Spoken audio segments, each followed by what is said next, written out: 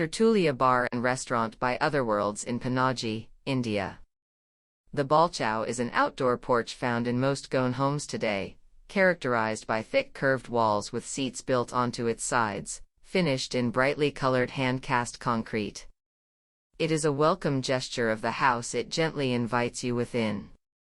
The Balcao is a crucial part of a Goan home, as this is where one spends most of their time, casually relaxing and napping in the afternoons, reading a book, writing, having the morning tea, or even chatting with the neighbor or passersby. It holds space for many such activities.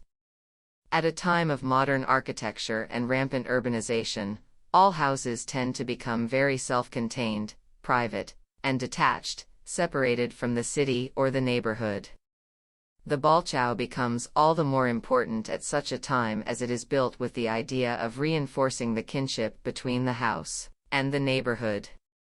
It is where the indoor meets the outdoor, where the boundaries of the exterior and interiors are blurred. When we first visited the villa, one thing we noticed was that it did not have a Balcao that welcomed you. The house was an enclosed shell. We naturally wanted to connect the indoor and outdoor parts of the house. We thought it would be best if the bar becomes the bridge for that connection in the form of a Balcao. Archi, founder and principal architect, Otherworlds. The entire restaurant would then grow out from the bar, extending outdoors, making further enclosures, and embodying the notion of the Balcao. We thereby imagined the restaurant to be an extension of the house, and while being part of it, would also feel like a part of the city. The bar. Some of the external walls of the house were broken down and opened up to create space for an outdoor porch where an island bar was inserted, almost as if it was hugging the house. An island bar encourages chance encounters and enhances interactivity. The bar, hence, doesn't function as a traditional bar where people sit on chairs facing towards a wall, but rather towards each other, and also on its side in benches.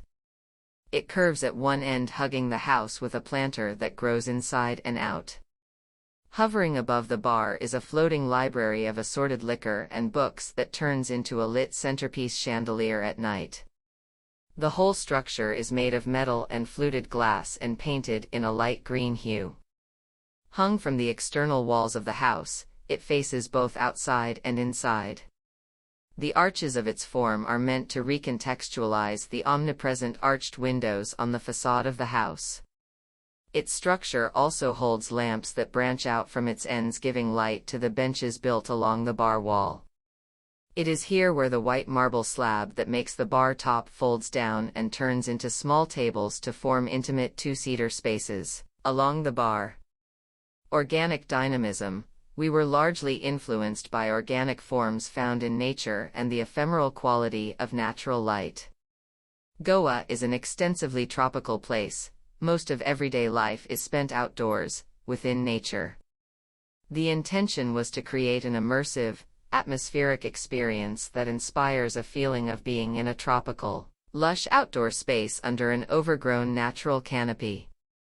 Tall, slender columns hold an expansive bamboo canopy with vast elliptical openings, skylights, that allow diffused natural light to filter inside the space, transforming it throughout the day. Sossegado, derived from the Portuguese word sossegado, quiet, is often viewed as the relaxed attitude and enjoyment towards life that is seeped into the culture of Goa. This interplay of light and shadow adds an ethereal quality to the atmosphere, creating a calming presence that evokes the Sossegado feeling. The influence of organic forms can also be seen in the design of the restaurant's lights. Found perched onto the slim columns, these lamps take inspiration from a leaf as it falls and bends in two halves. Thin metal sheets were bent to enclose a light sphere and fabricated to sweep stems in a typical floral fashion. These lights add a sense of whimsy to the entire space. When in Goa, one likes to be outdoors more than indoors, spending hours sitting outside in the back garden or in the front Balcao, reading, eating, chatting, sleeping, and doing almost everything. We wanted to mimic this propensity for nature in the Goan life to create a sense of belonging. We knew the restaurant needs to be a submersive experience with a distinctive mood to create a feeling of presence, well, and harmony. Archi. As the bar becomes the new Balcao that the house was missing, it extends outside, forming planters and seating while making further enclosures. The monolithic olive green massing of the extended Balcao is sheltered under a hovering bamboo skin. This bamboo mass sprouts from its molded green plinth, reaching the full height of the house and gently tapers down. Dotted throughout the bamboo canopy are vast elliptical skylights, allowing sunlight to filter through and cast a gentle dappled glow over the outdoor dining area. The surreal atmospheric presence of these massive ellipses scattered and floating above creates a calming Susgad feeling. The interplay of light and shadow adds an ethereal quality to the atmosphere, creating a serene and enchanting setting for the guests to indulge in their culinary journey.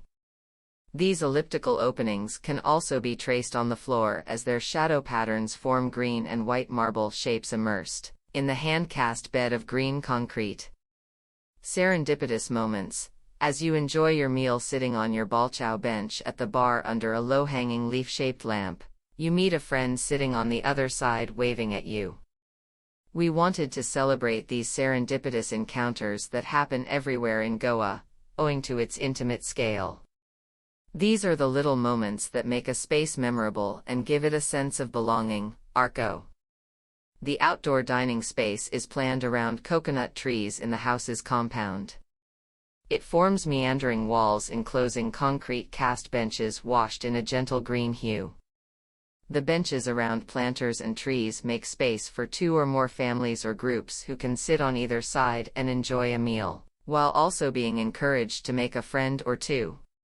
Tertulia derives its identity from the Catalan word of the same name meaning an enjoyable and pleasant conversation between friends. Mumbai, being a mostly organic city with passive placemaking, is a city that fosters this feeling in every part of its urban fabric.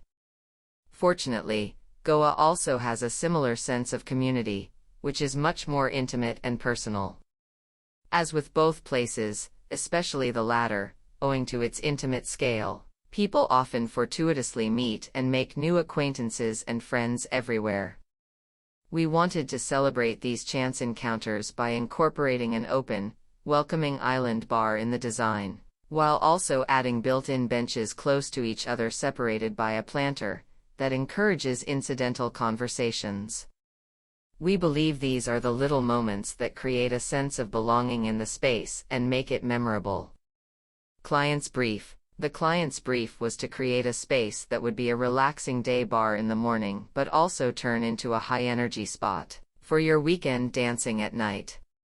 We wanted to reimagine their Bombay brand in Goa's context that would reflect the Susgad life in the outdoors, while also celebrating the soirees of the quintessential Goan in the evenings. Materials and processes. The palette largely incorporates locally available materials found in Goa. For instance, bamboo, largely used to build temporary structures along the shoreline and enclosures, is dismantled during monsoons and then rebuilt. Bamboo adds the idea of impermanence to the space and creates a sense of organic dynamism. The green pigmented hand-cast concrete floor, largely termed as IPS in the Indian context, is found in most places in the country and is used to finish the Balcao in all Goan homes. When one adds broken stone chips to this concrete mixture in order to strengthen it and also aesthetically enhance its appearance, it becomes a material called the terrazzo in the Indian context. We strategically used terrazzo to create elliptical forms within the green bed, on the floor, and in some places on the walls, while also innovating the process by adding randomly broken pieces of green and white marble slabs in an irregular arrangement within the elliptical shape. These incidental shapes in the space are reminiscent of the shadows of the vast elliptical openings in the bamboo canopy. Aimlessly scattered, they are found on the floor, partly on the wall in some places, and even on steps. Terrazzo and IPS, both being handmade materials, come with their own imperfections and gradually age over time. These imperfections give the material an appearance of sculpted character and a sense of organic dynamism that we intended to achieve through the design.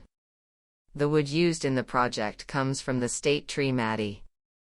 The wood is coarse, fairly straight-grained, dull to somewhat lustrous without any smell or taste. This economical hardwood varies from light brown to dark brown and brownish black while being figured with darker streaks. Early in the process, we decided to adhere to a handful of materials and colors for the project. This was to keep the overall aesthetic minimal in order to create a calming experience. The green also recalls the tropical outdoors and inspires feelings of affection and care. The brand association with green and white tones has also been an important factor in choosing the specific palette. Tertulia identifies itself as an eclectic tropical bar and restaurant that engages its visitors with its gentle and welcoming vibe with a sense of belonging. The green had to be a very subtle green, not too green but also not a faded, dull shade. At the same time, it had to complement the wood, bamboo, and denser metallic shades. The terrazzo work was executed with a local workshop studio, Giamatti and C. The colors were obtained by playing around with white cement, gray cement, and green oxide pigment. We created samples with varying proportions of these three materials to get different shades of green. The tricky bit with colored concrete is achieving the exact shade of color. 'Cause once the cement sets and is polished, the result is quite different from the initial wet mix of the cement. This means that a better understanding is needed to identify how a wet cement mixture needs to look in terms of its color, to eventually arrive at the final color when it's set and polished. The setting and polishing takes about 2 days each, so overall the process, being intuitive, was lengthy and required a lot of patience. Everything in the space has been custom designed and manufactured by local craftsmen and contractors, from the lights to the wooden and metal chairs. All the slender bamboo is carefully hand-picked, locally sourced from Goa, and fixed under the roof to make the floating bamboo skin.